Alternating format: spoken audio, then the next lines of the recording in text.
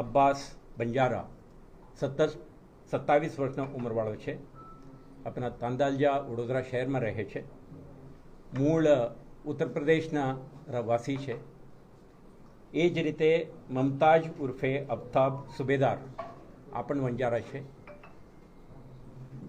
જે number 1 accuse સાથે એમના સંબંધ પણ છે, રિલેટિવ છે.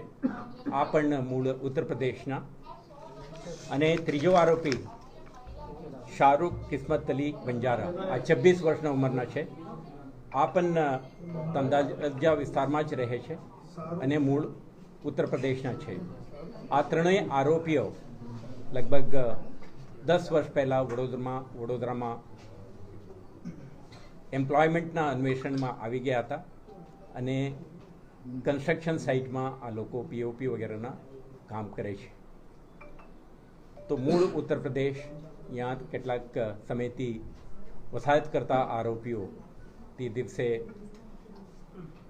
નીકળ્યા હતા અને પછી બાયલી ગામ આગળ એમને આ વિક્ટિમ અને એમના જે સાથી હતા, ફ્રેન્ડ હતા, એમને જોતા લોકોએ આ બનાવને અંજામ આપ્યું છે એવા વિગતો તપાસ દરમિયાન અત્યાર સુધી આપણે પ્રાથમિક તબક્કે આપણે મળ્યું છે.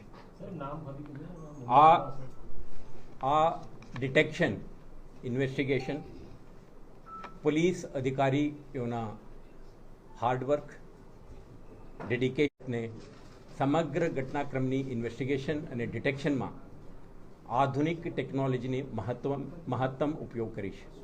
CDR, tower data analysis, forensic વિશ્લેષણ, CCTV ફૂટેજની સ્માર્ટ એનાલિસિસ માટે જુદા જુદા ટૂલ્સની ઉપયોગ આપણા ટીમે સારી રીતે કરી છે.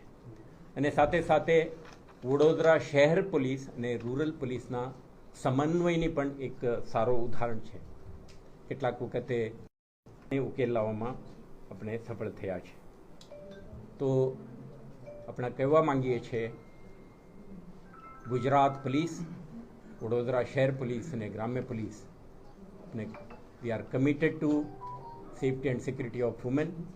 આ એક સેન્સેશનલ બનાવ જે બની છે નવરાત્રિના પવિત્ર તહેવાર દરમિયાન, અને ઉકેલ લાવવા માટે આપણે તમામ રિસોર્સિસ, પ્રયાસો, આપણા અધિકારીઓના એક્સપર્ટાઇઝ અને ટેકનોલોજીના માધ્યમથી આજે આપણે આરોપી સુધી પહોંચવામાં આપણે સફળ થયા છીએ.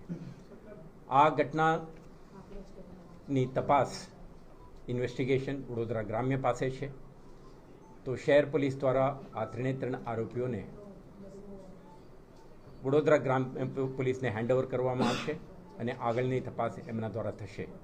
અને અન્ય 2 ઇસમો જે સૈફ અલી વંજારા અને અજમલ સત્તાર વંજારા આ પણ જે તે બનાવ વખતે સ્થળ ઉપર હાજર હતા. તો આ બંને ઇસમો એમના મોટરસાઇકલ સાથે આપણે પૂછપરછ માટે લેવામાં આવેલ છે. તો આગળની તપાસ વડોદરા ગ્રામ્ય દ્વારા કરવામાં આવશે. તપાસ દરમિયાન મળેલ પુરાવો કે એમના રોલ એન્ડ રિસ્પોન્સિબિલિટીને નક્કી કરીને આગળની કાર્યવાહી ગ્રામ્ય પોલીસ દ્વારા કરવામાં આવે છે.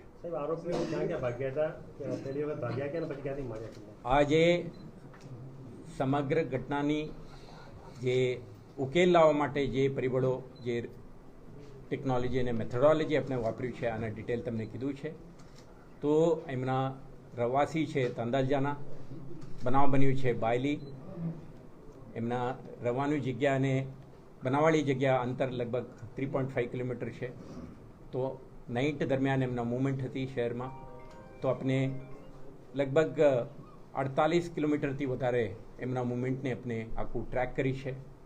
હજારો CCTV કેમેરા જે પબ્લિક સિસ્ટમમાં છે, એટલે વડોદરા મ્યુનિસિપલ કોર્પોરેશનના અને સાથે સાથે જે બિઝનેસ એસ્ટાબ્લિશમેન્ટ અને પ્રાઇવેટ કેમેરાઓ પણ લાગી છે, દરેકને આપણે સ્કેન કરી છે.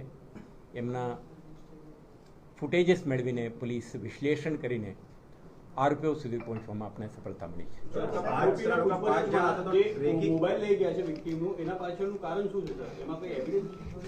અત્યારે આપણે આ તબક્કે ગુનાના તપાસ વડોદરા ગ્રામ્ય પોલીસ પાસે છે. એટલે જે આજની તારીખે આપને સમક્ષ શેર કરવા માગું છું તો 3 આરોપીઓ અટક થયા છે. એમના દ્વારા વાપરેલી એક મોટરસાઇકલ પણ રિકવરી થયું છે અને જે આરોપીઓના પ્રાથમિક પૂછપરછમાં મોબાઈલ ફોન આજે મળી આવ્યું નથી. આ અંગે વધારાના તપાસ થશે અને એમને જે સાથે બીજા 2 જણા હતા મોટરસાઇકલ સાથે, આ 2 જણા અને મોટરસાઇકલ પણ આપણા પાસે છે, પરંતુ આ તપાસનું વસ્તુ છે. એટલે આ ગુનાની ગંભીરતા અને ઇમ્પોર્ટન્સ ઇન્વેસ્ટિગેટિવ એક્સરસાઇઝ માટે જે બેસિક કોન્ફિડેન્શિયાલિટી એન્ડ અધર ડિટેલ્સને ધ્યાને રાખીને વડોદરા રેન્જના આઈજીપી સાહેબ પણ મારા સાથે જ છે, એસપી વડોદરા ગ્રામ્ય પણ આપણા સાથે છે. તો એમનો આખા ટીમ નેક્સ્ટ ફ્યુ અવર્સમાં કે દિવસોમાં આ સમગ્ર ઘટના અંગે વિસ્તૃત તપાસ હાથ ધરી તમને વખત તપાસમાં બહાર નીકળતા તથ્યો અને થતી પ્રગતિ અંગે આપને પણ જાણકારી આપશે. મીડિયાના માધ્યમથી જાહેર જનતાને આપણે કહેવા માંગીએ છીએ કે નવરાત્રિ દરમિયાન શહેરમાં અને સમગ્ર જિલ્લામાં મહિલા સુરક્ષા અંગે ડિટેલ્ડ સિક્યુરિટી પ્લાન હતી. આ ઘટના બની છે અને આપણે આરોપી સુધી પહોંચવામાં આપણે સફળ થયા છીએ અને આવતા દિવસોમાં જે ચાલનાર નવરાત્રિના તહેવાર માટે શહેર વિસ્તારમાં આપણે મહત્તમ પોલીસની ડિપ્લોયમેન્ટ, ટેકનોલોજીનો ઉપયોગ, આપણા વિઝિબિલિટી અને આપણા પેટ્રોલિંગ અને અંધારાવાળા વિસ્તારોમાં આપણા પ્રેઝન્સના લીધે આવા બનાવો અટકાવવા માટેનું પણ આપણા કટિબદ્ધતાથી મહેનતથી આપણે કાર્યરત છીએ અને અશ્યોરન્સ આપવા માંગીએ છીએ કે મહિલા સુરક્ષા માટે ગુજરાત પોલીસની, શહેર પોલીસની અને ગ્રામ્ય પોલીસની કટિબદ્ધતા આપણે રીઇટરેટ કરવા માંગીએ છીએ. Thank you.